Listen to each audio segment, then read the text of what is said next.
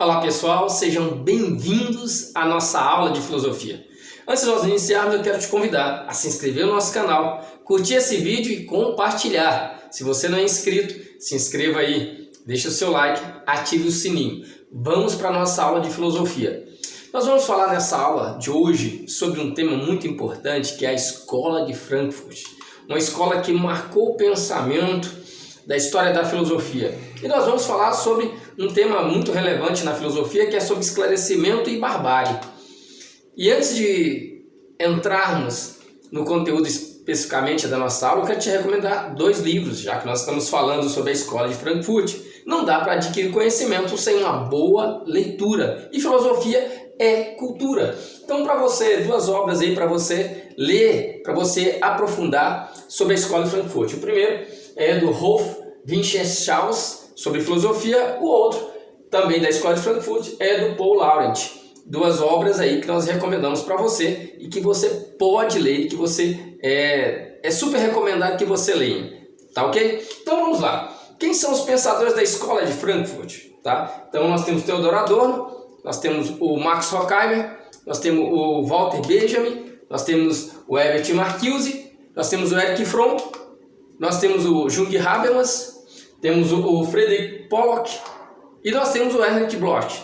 Lembrando o seguinte, pessoal, que a Escola de Frankfurt ou a teoria crítica, eles vão pensar a sociedade, eles vão questionar a sociedade, tendo alguns pressupostos que para nós continuam valendo nossos dias e que são de fundamental importância para a nossa reflexão filosófica.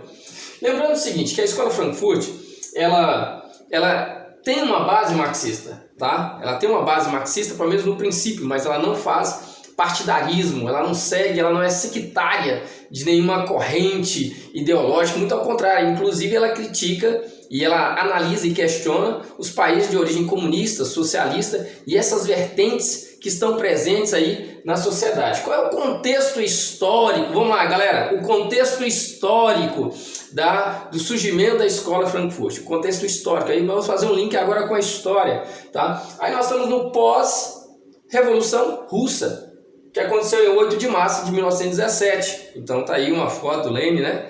Então, e a Rússia, né? Então nós temos aí a Revolução Russa, então a Escola Frankfurt surge nesse período pós-Revolução Russa, e também surge no pós Primeira Guerra Mundial, 1914, 1918. Por quê? Porque a Escola Frankfurt ela vai surgir em meados de 1924.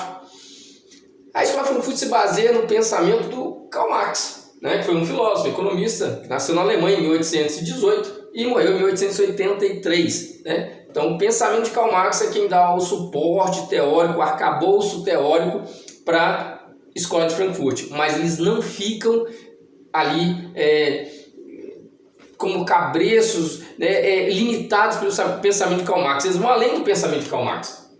E alguém, um filósofo, nosso filósofo, Friedrich Nietzsche, Nietzsche nasceu em 1844, morreu em 1900. Nietzsche era o precursor, sabe aquela pessoa que como um vidente, um profeta, né, um iluminado, um homem de visão, como ele próprio diz, ele é um extemporâneo, um que vive além da sua época, além do seu tempo.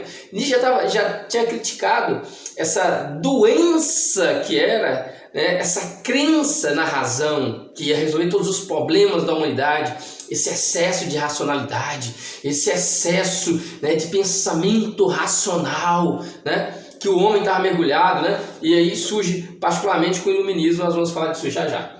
Então o Nietzsche, ele é o precursor de todas essas ideias, de algum modo, da teoria crítica e da Escola de Frankfurt. Então, a Escola de Frankfurt nasce atrelado à Universidade de Frankfurt, tá? Aí em 1924. E o que a razão fez foi criar ditaduras, foi criar a Primeira Guerra Mundial, foi fomentar a Primeira Guerra Mundial, o totalitarismo de Hitler, tá? Porque o esclarecimento levou sim aos regimes totalitários, a racionalidade, né, de Hitler e o fascismo de Mussolini, né, o Hitler na Alemanha e o Mussolini na Itália. Também os iluministas com essa ideia do esclarecimento, né, que é uma palavrinha em alemão, né, Aufklärung, né, uma palavrinha em alemão, quer dizer, esclarecimento. O esclarecimento, né? A luz da razão, tá? Aí tá aí os filósofos iluministas, né? O Thomas Hobbes, o John Locke e o Jean-Jacques Rousseau. Eles acreditavam que a iluminação, o homem iria atingir um novo nível, um novo patamar. E que a vida seria uma maravilha, seria uma Disneylândia, né? O mundo seria uma maravilha, né? Com o homem chegando ao nível da razão, da racionalidade, deixando as suas crenças mitológicas, né? A sua crença religiosa, e iria atingir um novo nível de racionalidade, de cientificidade, né? Bom, infelizmente, a razão não produziu tanto bem-estar como ensina, né, os filmes da Disney, os filmes de Hollywood, que tudo acaba bem, que tudo dá certo, que tudo é mil maravilha. Infelizmente não é assim, tá? A razão aperfeiçoou a técnica, tá? Mas o ser humano continua ainda em crise. Nós somos de crise da modernidade, nós somos da pós-modernidade. Nós vivemos um mundo no qual os paradigmas, as referências entraram, né, em ruína. Hoje fala até em sociedade líquida, porque não tem mais base nenhuma, né? O Zygmunt Bauman. Então hoje nós temos um mundo líquido, um mundo sem referência, um mundo perdido. As pessoas estão com tecnologia de ponta, estão com, né, inovações tecnológicas. Chega em casa, não precisa apertar o interruptor, apenas fala e tudo acende, tudo funciona e tudo é maravilhoso. Mas e aqui dentro, e nós? Aqui no nosso ser, aqui na nossa mente, as pessoas continuam vazias, continuam em crise. E aí nós temos a ansiedade, a depressão, que são os males do nosso tempo. Então hoje nós temos o quê? Uma razão instrumental que desenvolveu a técnica, que desenvolveu a tecnologia. Aí nós temos o nosso Tony Stark, o Homem de Ferro, né? Então tecnologia nós temos aí aos montes, mas o ser humano ainda continua, infelizmente, né, deficitário dessa sua subjetividade, desse seu sentido.